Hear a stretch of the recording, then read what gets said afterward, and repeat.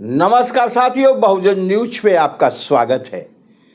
Bahujan Samaj party की supremo Mayawati ji ने जब से आकाश आनंद को पार्टी से बाहर किया है, पूरे देश की मीडिया, चाहे स्ट्रीम मीडिया हो या तमाम चैनल हों या अखबार हों, बहुजन समाज पार्टी की इस घटना से भरे पड़े हैं।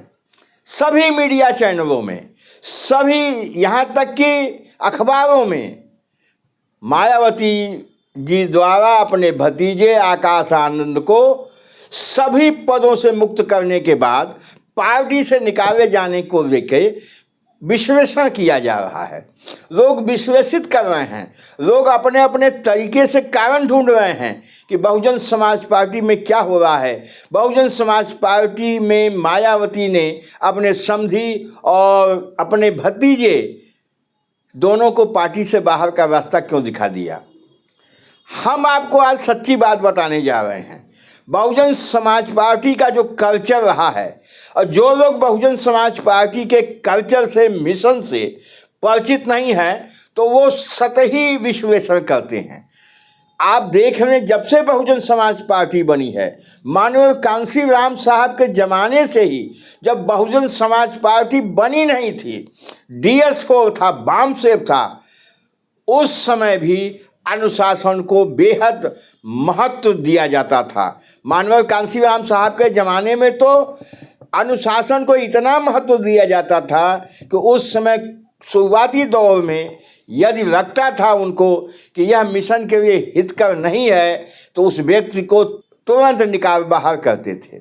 बाद में मायावती जी का जमाना आया, तमाम लोग आए, एक से एक कद्दावर बहुजन समाज पार्टी के नेता, मिशन के में अपना जीवन खपाने वाले, जब वो रास्ते से भटके, जब मिशन से दूर हटे, अपने स्वार्थ में काम करने लगे, उनको बाहर का रास्ता दिखाने में तनिक भी देर मायावती जी ने भी नहीं की।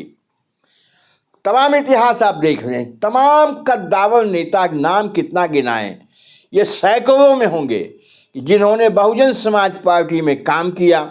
अब काम करने के बाद 4 बार सत्ता आई उत्तर प्रदेश में, तो जब सत्ता आई तो उनको कुछ फ़ायदे भी मिले। उस फ़ायदे में इस तरह बहे कि बहुत से उन्होंने ऐसे कदम उठाए जो मिशन के विपरीत थे, और जैसे ही मायावती जी को ये पता चला, उन्होंने निकाल बाहर किया उनको मिशन से। चाहे जो भी परिणाम झेलना पड़े, अनुशासनहीनता मायावती जी कभी बर्दाश्त नहीं करती हैं। आकाश आनंद जो उनके सगे भतीजे हैं, उनके भाई आनंद कुमार के पुत्र हैं। आनंद कुमार आज बहुजन समाज पार्टी में दूसरे नंबर पे हैं।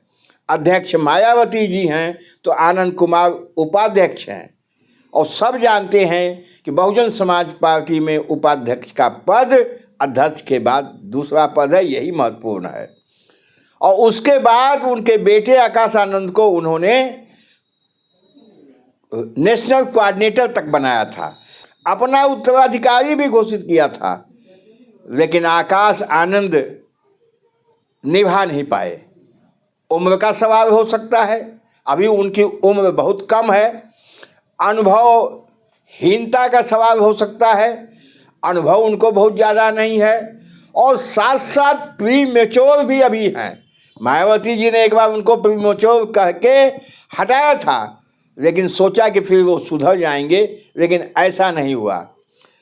और इस बार तो हद हो गई, उनको पार्टी से ही बेदखल किया गया। अब सवाल ये उठता है कि तमाम जो कयास लग रहे हैं कि मायावती जी डर गई, मायावती जी ED CBI के डर से ये सब निर्णय कर रही हैं, भारतीय जनता पार्टी से डर रही हैं।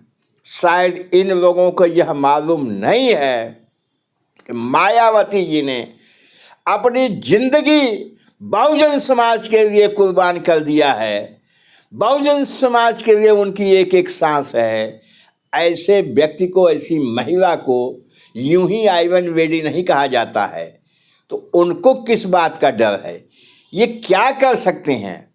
ये जो सत्ता में बैठे हैं, ये बदले की भावना से क्या कर सकते हैं? आज मायावती को अगर ये गिरफ्तार करें तो हजारों लाखों मायावती इस देश में निकल के संघर्ष करेंगी, सड़कों पर आ जाएंगी, जेल जाने को तैयार हो जाएंगी। ये शायद इस देश की मीडिया को नहीं समझ में आता, या बहुजन समाज पार्टी के मिशन या मूवमेंट से जो नहीं समझ पाते हैं या उनको पसंद नहीं आता है, तो दिशा को दूसरी तरफ मोड़ते हैं। एक चीज़ हम यहाँ और कहना चाहेंगे कि मायावती जी किसी से डरती नहीं है, और किसी के डर से वो मिशन के साथ कोई धोखा करें, ऐसा सपने में भी उनको नहीं सोचना चाहिए। आजमाया गया है, तमाम मौक़ों पर आजमाया गया है।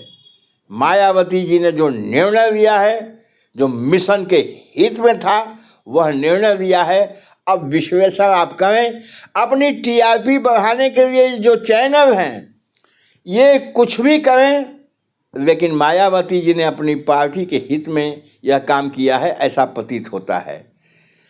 अब एक आगे क्या होगा, थोड़ा इस पर भी विचार कर लेते हैं, आपसे चर्चा करते हैं।